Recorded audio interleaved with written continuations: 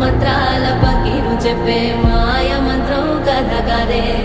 చంటోళ్లను భయపెట్టే భూచోడి కథ కదే తాత ముత్తాతమ్మల భూతాల కథ కదే